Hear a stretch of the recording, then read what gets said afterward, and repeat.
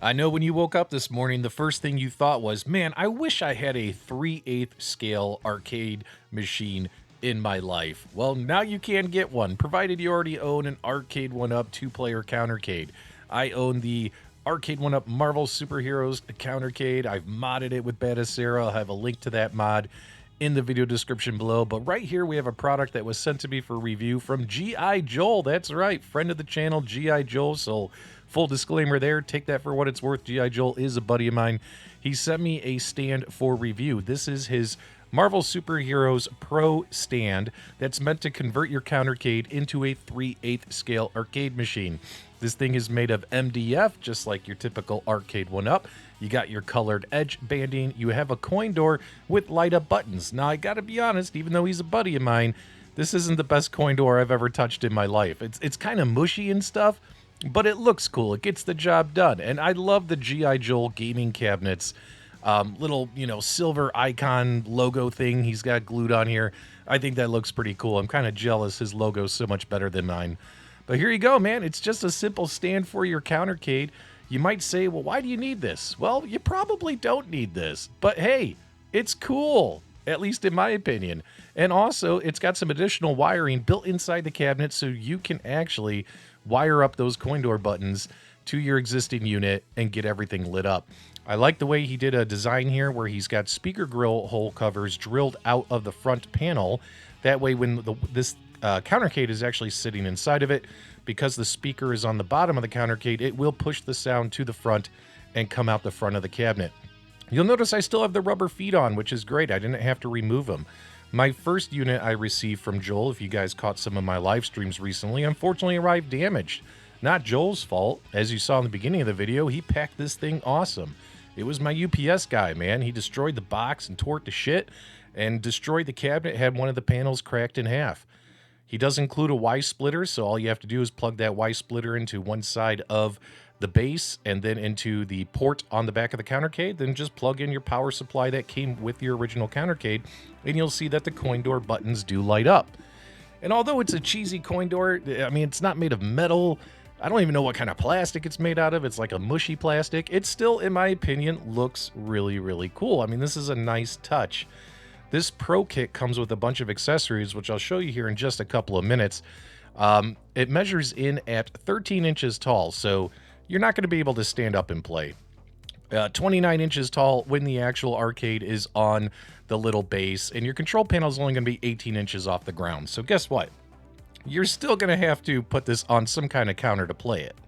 Okay, it's important to remember that the basic stand, if you just want to get the stand all by itself, it's $100, and I'll have that linked in the video description below. I'll have his website where you order from.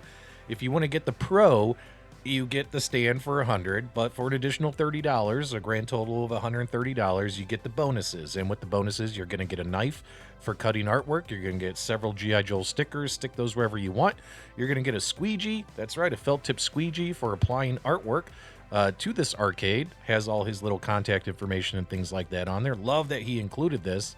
And you're going to get 2 sets of artwork to choose from. So in my opinion, if you're going to get this, you might as well spend the extra $30 and get all the extras. The first set of artwork is just 2 side panel pieces for the sides of the stand. If you wanted to go this way, it matches the artwork on the cabinet and just has the game logos of the stock games. Or you could go with this full design right here. And of course, if you're going to do this, it's going to be a little bit different. It's going to be a little bit more difficult to put on because you do need to remove your control panel, lay everything sideways, line up the artwork on both, slice it down the middle. That way you can kind of separate the artwork, the top and the bottom, etc. But this does look pretty cool in my opinion as well. Again, the side artwork here is for the, it looks just like this if you're just going with the basic on the sides. I think that's the one I'm going to go with because I think I'm going to give away the large artwork, the one that's more desired. Grab a screwdriver, painter's tape, the knife, and the squeegee, depending on which way you want to go with the artwork. If you're just doing the side panel artwork, you're not going to need your screwdriver. All you got to do is your typical dry install on something small like this. I don't see any reason to do a wet install. All you gotta do is, you know, tape down one half of the artwork, make sure everything's lined up the way you want it to be on the arcade cabinet. That way, when you actually apply it, you're not going to have any issues. And then, of course, you just peel back one half of the artwork side, the side that hasn't been taped down. And once that side of the artwork is, you know, peeled back and pushed back, you could just take that very sharp knife he provides you and cut off one half of the artwork. Paper backing that's included. And then you're going to grab your squeegee and do your typical very slow, you know, you don't rush. That way you don't get air bubbles. Take your time, press firmly, and slowly apply the artwork to the cabinet. And don't worry, these are oversized prints, so you have plenty of extra space to trim off any mistakes you might happen to make, provided you get it lined up straight. And of course, after you get one side down, all you gotta do is peel this back, get that painter's tape off of there, remove the backing on the top half or bottom half, depending on what side you started with, and go ahead and just do the same process for your dry install of just very slowly, very carefully pressing the artwork down, making sure everything's going on straight without any air bubbles. Remember, applying artwork on an arcade machine is a marathon, not a sprint. Take your time. And of course, when it's done, you can go ahead and grab that nice little Sharpie knife that he provides you. That way we can trim off the extra edges. And you might as well use the brand new knife he provides, even if you have one already at home, because guess what? It's always best to use a super sharp blade when cutting artwork. And it's very simple, just to follow the blade along the edging of the cabinet and get the sides trimmed up. And if you make any mistakes or anything, you can go back and fine tune and just keep running that blade along the edge until you get a nice straight edge on the artwork. So for instance, here we already cut off the edge already on one side, but we could just run this blade, and any parts where maybe my hand wasn't straight, well, guess what? We can trim off those little fine pieces and make this look really good, really sharp. I've applied a lot of artwork to arcade cabinets as well as pinball machines, so in my opinion, the quality of artwork he's using is okay. It's not the best artwork quality in the world, but it gets the job done for a very small project like this. When you're done, it should look like this. Looks pretty good. And again, we went this way. That way I could give away the really nice full panel artwork in the future. So do you really need this? Is this a must-have accessory for a, you know, Arcade1Up 2-player Countercade? Because he has these available for the Marvel Superheroes, the NBA Jam, and the Teenage Mutant Ninja Turtles 2-player Countercades. No, you don't absolutely need this. No, it's not absolutely necessary. This is just a fun, creative idea that a great guy in our gaming community who a lot of people respect came up with. So when he asked me if I'd make a video for it, I said absolutely.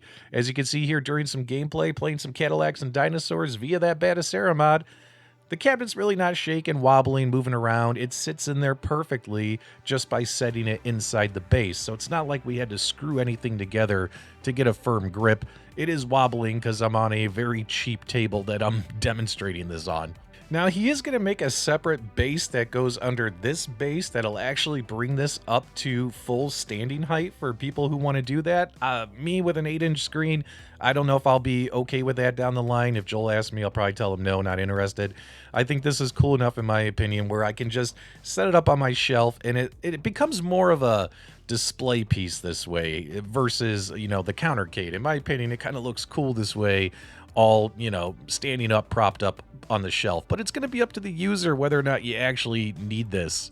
So I'll have G.I. Joel's social media links below. Make sure you follow him on his social media. He is a YouTuber, and if you're interested in this product, go to his website, check it out, place an order, and all that kinds of stuff. Let me know what you guys think. Give me your feedback, responses, comments, all that stuff below after the video's over. I'm going to try and schedule a giveaway here for this nice art piece that probably would look way better on here than just the base artwork.